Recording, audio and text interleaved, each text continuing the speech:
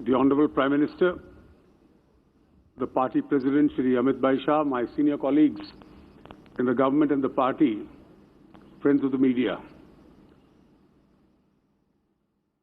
The NDA and the BJP are already a government in power. And therefore, we hope to go into our second term as a continuing government. We gave to this country a manifesto in 2014. We have been a highly performing government which fulfilled that manifesto. This SANKALP Patra is one of a government which is going to continue in power, and therefore wants to expedite the path of progress of this country. This manifesto, in a season of manifestos, is not prepared with a Tukde mindset. It's not even prepared with an Ivy League mindset.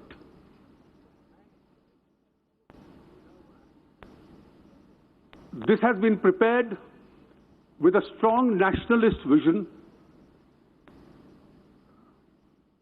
and it has been prepared after a detailed consultation by a committee headed by Shri Rajnath Singh Ji across the country, and is therefore rooted in Indian realities.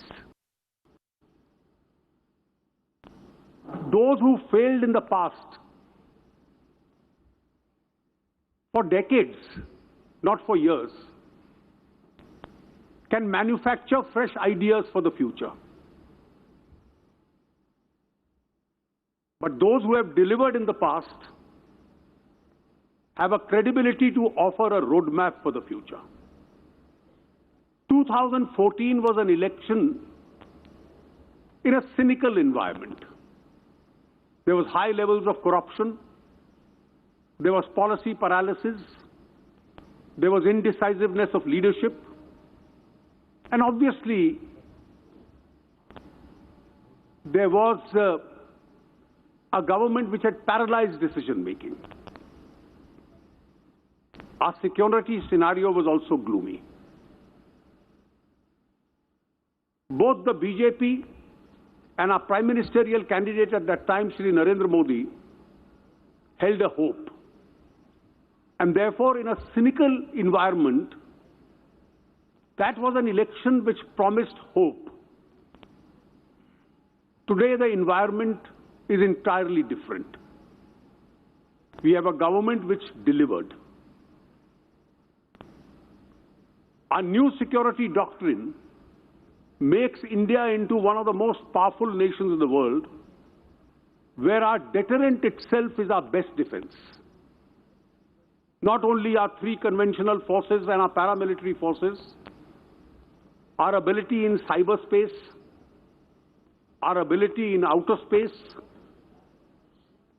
and our new policy of striking at terror at the point of origin has received global support.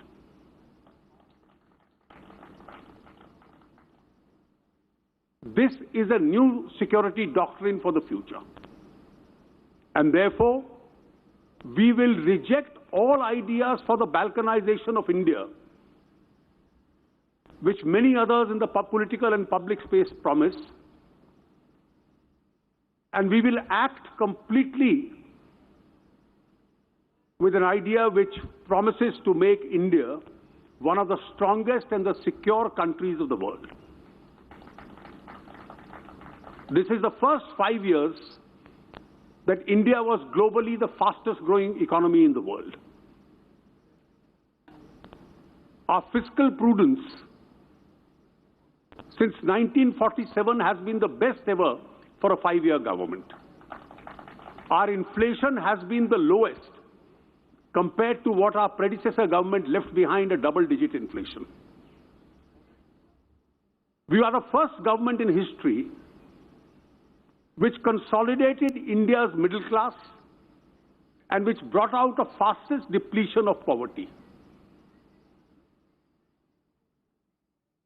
Previous governments had only given slogans. Prime Minister Modi's government delivered resources to the poor. We are the only government which, for the benefit of the people, including the poor and the middle class, not only controlled inflation, but actually gave to India a 5-year tenure where taxes were only reduced, never increased. This was done with the idea of putting more money in the pockets of people so that they could spend more. But we expanded our base, we expanded our collections, and we transferred our resources to infrastructure, we transferred our resources to the poor. As a continuing government, we will follow the same principle.